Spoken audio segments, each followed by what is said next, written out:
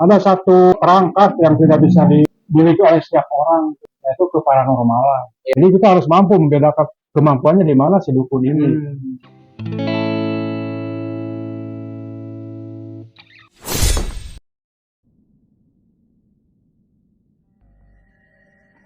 Bismillahirrahmanirrahim. Assalamualaikum warahmatullahi wabarakatuh, teman-teman. Jumpa lagi di channel ini ya. Jadi hari ini kita akan membahas lagi lanjutan di part pertama, teman-teman.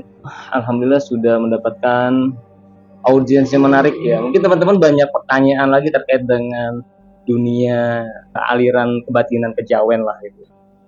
Coba kita ulas lagi di konten hari ini. Cuman sebelumnya saya itu pengen disclaimer juga ya teman-teman ya, bahwa informasi ini sebatas pendapat pribadi. Jadi yang tidak sependapat silakan di kolom komentar dengan argumentasinya.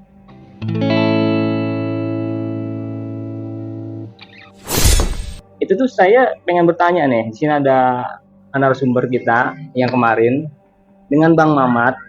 Jadi Bang Mamat ini adalah penganut kejawen atau penganut aliran kejawen. Nah, ini akan coba kita ulik ya lebih dalam terkait dengan hal-hal yang berbau dengan dunia mistis atau goiban. Nah, sebelum itu saya akan bertanya tentang pandangan agama Islam dari sudut pandang logika akal sehat. Nah, bagaimana menurut Bang Mamat? Silakan Bang. Kejawen ini sama dengan kalau bahasa Indonesia ilmu kebatinan. Jadi kalau di Islam itu kan ada Islam ini Islam satu, ilmu lahir, ilmu kebatinan. Kita katakan dulu kejawen adalah kebatinan. Bahasa Indonesia ilmu kebatinan, bahasa Jawanya, bahasa umumnya, bahasa Jawanya kejawen. Ilmu lahir, ilmu batin. Ilmu lahir itu yang disebut apa, kita mempelajari misalkan Alkitab dari Al-Quran, Al-Hadis, belajar membaca tulis Al-Quran, bahasa apa ya, sebenarnya membaca Al-Quran. Kalau yang namanya kebatinan itu maksudnya jadi orang itu mempelajari hal-hal yang bersifat parametafisika, yang disebut gaib itu kan, yang itulah itu. Ingin mengetahui hal yang gaib, yang kasat mata. Nah, itu. Tapi sekarang kejawen itu kan dikaitkan dengan ilmu kebatinan. Nah, ada satu perangkat yang tidak bisa dimiliki oleh setiap orang, yaitu ke paranormalan. Kemampuan melihat hal yang gaib. Nah, itu bisa dipelajari. Oh, bisa dipelajari ya? Bisa dipelajari. Ya dulu kan pengalaman saya bisa belajar gambar. Tetap dengan gaib. Saya terus dioptimalkan terus. Soalnya setelah kita pengalaman udah ini, kita bisa membedakan mana itu berita dari gaib apa berita dari mana gitu kan. Yang masuk ke dalam sanubari saya. Jadi Om tuh bisa membedakan, oh ini dari gaib. Iya. Oh, secara otomatis itu ya, dari pemberitahuan di diri Om gitu ya. Iya. Kalau orang datang ke dukun, ada masalah. Nah, si dukun itu nanya ke gaib. Harus begitu. Kalau Rasul kan itu kan nanya ke Allah. Nah itu. Kalau begini. Nah itu persamaannya. Iya. Tetap persamaannya ke gaib, cuman tempat bertanyanya beda gitu ya. Iya. Oh gitu. Kalau dukun larinya ke gaib. Gaib itu ya makhluk, katanya ada makhluk yang ada di alam gaib itu. Ya bahasa jin atau apa gitu kan, ada gitu kan. Yang namanya makhluk gaib itu ya dikodratkan oleh Allah untuk membantu manusia. Nah, kita ada kan misalkan tempat ke makom, kita bertanya ke sana ya pun kita orangnya kacau balau gitu ya, absurd gitu ya. Mereka nggak bisa menolak karena udah dikodratkan oleh Gusti Allah. Itu katakanlah kasarnya ketuyul, ingin saya, ya nggak akan menolak. Iya, ada syarat-syaratnya.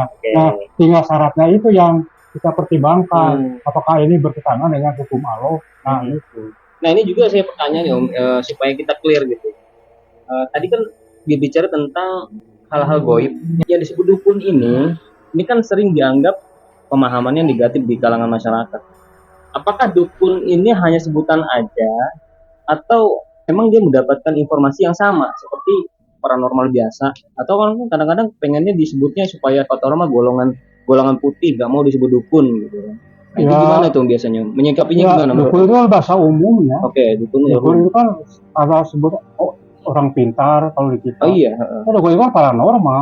sebenarnya paranormal kesimpulannya Iya. sama aja gitu ya paranormal. Sama, seorang paranormal. Cuma sebutannya negatifnya aja apa gimana? Ya negatif ya kalau profesi itu kan ada kan. Bukan dukun saja yang negatif. Polisi banyak disalahgunakan. Oke, ya, siap. Banyak. Oknum ya, oknum lah bahasanya. Oknum lah ya. Sebenarnya di dalam dunia goib juga ada oknumnya gitu ya. Intinya ilmu itu tetap sama ya, masuk itu sama. Tapi dia fungsinya dibedakan, sama dia digunakannya beda gitu kan. Ada yang jahat, ada yang baik gitu ya. Iya, dukun-dukun bohong-bohongan. Yang nipu-nipu itu. Iya, dukun-dukun bohongan. Dukun itu kan paranormal. Iya. Bisa aja dia nipu apa bukan paranormal atau apa gitu. Iya. Benar kan? Itu yang oknumnya parahin itu ya. Iya. Jadi artinya gini, Om, berarti artinya sebenarnya dukun yang oknum seperti itu kan penipu Om jadinya. Iya, ilmunya disalahgunakan. Bukan ilmu Om berarti. Yang pura-pura. Kalau dia ada yang punya ilmu, ada yang tidak. Oh, itu yang bahaya yang tiga ya. Ada untuk bisnis, bisa aja pendukun dibuat bisnis yang dibayar sekian, maharnya sekian, itu kan buat bisnis. Iya. Berarti kan kalau misalkan yang disebut dukun itu dia memang bisa aslinya kan, memang bisa secara kebatinan. Iya, dukun itu kan paranormal. Paranormal orang yang mampu melihat hal-hal yang goib gitu, itu aja. Iya. Masalahnya. Nah, Om, ini ada, tolong ceritain ya Om ya. Jadi orang bisa tersembuhkan dengan melalui keyakinan. Apakah itu sebuah syarat juga? Seperti itu kalau misalkan dalam dunia kebatinan harus yakin dulu bisa sembuh. Atau memang kalau misalkan dia memang sakit, kalau memang dia harus disembuhkan bisa sembuh tanpa keyakinan juga bisa sembuh. Bagaimana gitu? Perdukunan. Orang datang ke dukun. Ya si dukun nanyain ke goib itu kan, goib itu punya tingkatan. Misalkan kata goib harus begini ya. Itu kan berdasarkan pengalaman juga. Misalkan orang si dukun itu kan punya pengalaman ibarat dokter. Orang sakit panas dingin, obatnya pasti ini kan si dukun itu udah tahu pasti barunya begini. Kan tiap goib itu punya syarat-syarat tersendiri, tergantung goib yang mana. Pasiennya ini apakah harus memiliki keyakinan juga untuk bisa sembuh? Ada kewajiban gitu? Kalau dia datang ke dukun itu ya harus punya keyakinan kalau ingin sembuh. Ibarat orang minum obat harus punya keyakinan. Pasti sembuh obat apapun juga. Jadi bisa ya. Cuman kan harus mencari goib kan goib itu punya kemampuan. Ibarat tuyul itu kan punya kemampuan menjadi kuat. Ya, ngerti. Genderuwo itu punya kemampuan. Itu ya intinya ya. Jadi spesialis lah ya maksudnya. Si dukun itu harus mampu mencari goib yang punya kemampuan. Itu jawabannya intinya. Oke lah siap.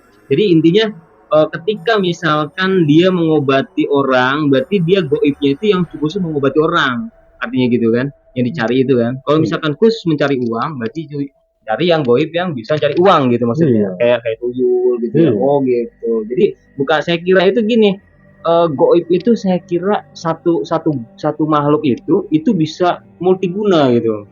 Enggak juga ya?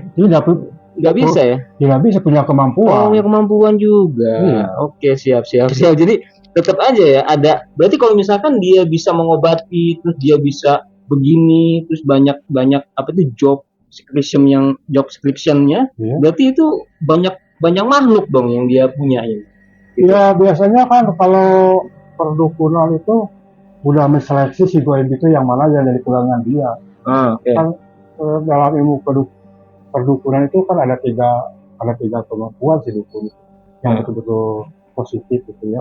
Ilmu karahayuan itu kan menyangkut masalah harta kekayaan, ingin naik pangkat, itu karahayuan namanya. Karahayuan kalau di Sunda itu masalah finansial, jabatan. Kalau Kalau keselamatan bela diri apa. Oh, bisa lagi. Bisa anti peluru, anti apa. Dan pengobatan lahir batin. Ini yang suka di ini. Jadi kita harus mampu membedakan kemampuannya di mana si dukun ini, si paranormal ini. Kemampuan lahir batin, mengobati penyakit lahir batin. Oh, berarti spesifikasi dukun itu kita pahami juga ya? Ya, jadi jangan sampai salah sasaran gitu ya? Sasaran nggak akan sembuh. Nggak akan sembuh ya? Sama seperti obat juga ya, sama seperti dokter juga ternyata ya? Iya. Kayak dokter kandungan, harusnya ngobatin kandungan gitu ya? Iya. Jadi jangan sampai saya sakit gigi masuk ke dokter kandungan gitu ya? Iya, jangan kita ingin kaya datang ke ahli pengobatan lahir batin. Oh gitu. Ya nggak akan masuk, nggak akan masuk ya? Oh gitu ternyata. Oke, jadi paham artinya. Ya, oke. Selanjutnya Om, jadi kesimpulannya bahwa ternyata di dalam dunia gaib juga mempunyai spesifikasi yang berbeda ya, tergantung kebutuhan. Jadi kalau teman-teman itu berpikir bahwa si dukun itu bisa apa aja, itu nggak mungkin Om ya sebenarnya ya. Jadi sebenarnya si dukun itu hanya punya spesialis satu gitu ya, rata-rata ya, kecuali dia punya banyak anak buah dalam makhluk itu gitu ya, makhluk gaib itu gitu maksudnya gitu ya. Ya bukan anak buah lah, kalau kita kan apa bahasa itu, kurang menghargai. Oh, rekanan apa gimana? Ya bukan rekanan, ya sepuh lah. Sepuh gaib. Oh, sepuh gaib. Kita menghargai orang kita, menghargai gaib itu. Cuma dia udah dikordakan semua makhluk gaib. Ya pokoknya yang ada di dalam gaib, entah siluman, entah siluman, ya para wali yang udah meninggal, karena dikordakan oleh Gusti Allah untuk menolong manusia. Gitu. Gitu.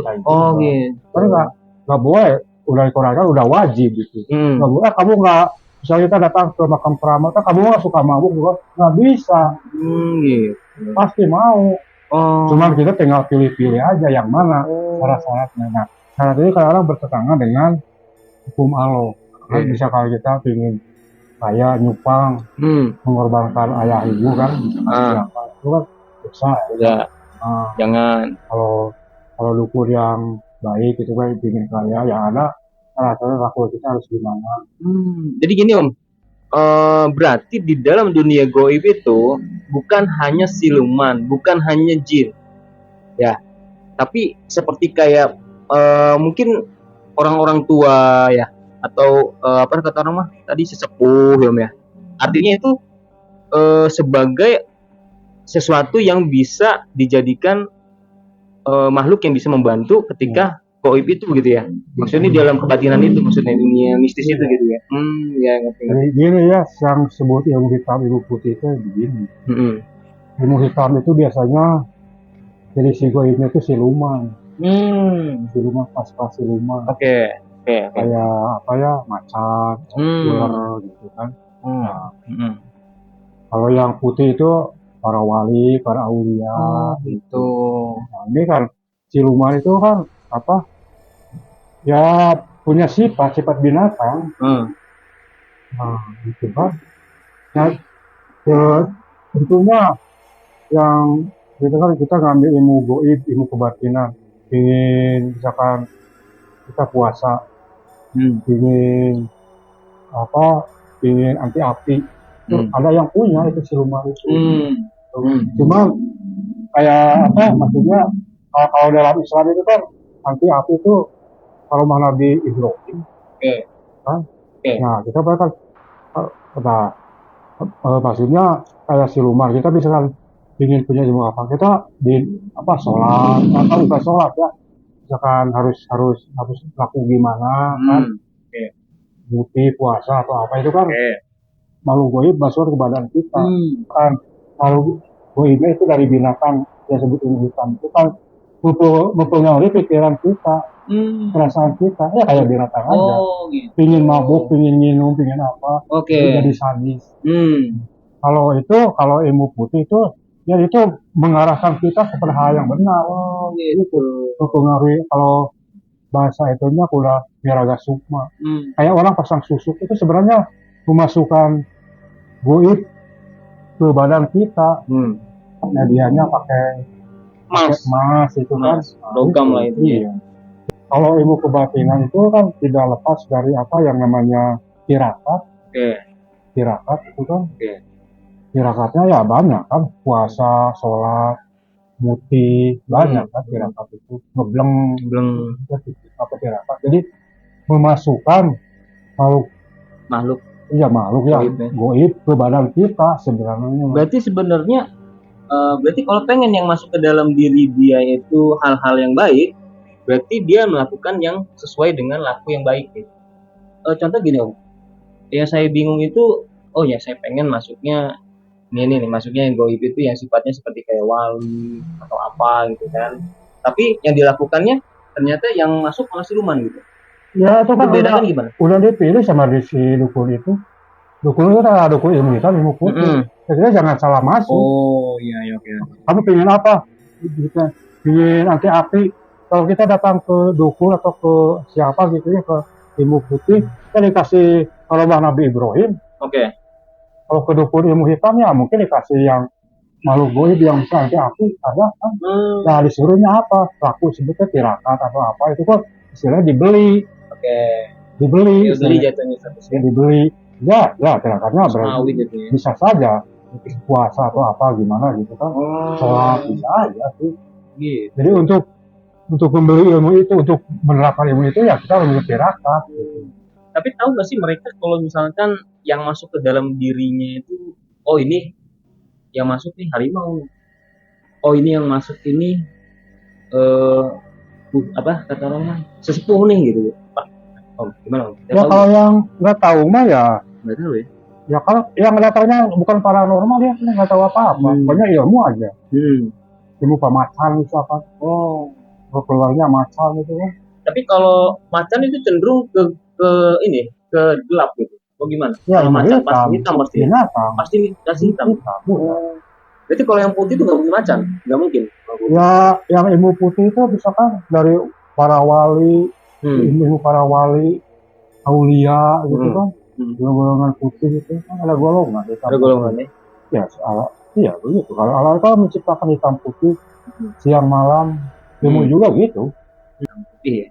Namun kalau kita sudah menguasai ilmu hitam seperti itu pasti kecenderungannya untuk berbuat sesuatu yang salah atau nggak mungkin dia melakukan suatu kebaikan. Orang kan punya mental, kalau mentalnya lemah ya bisa terpengaruh, terpengaruh sama yang di dalamnya.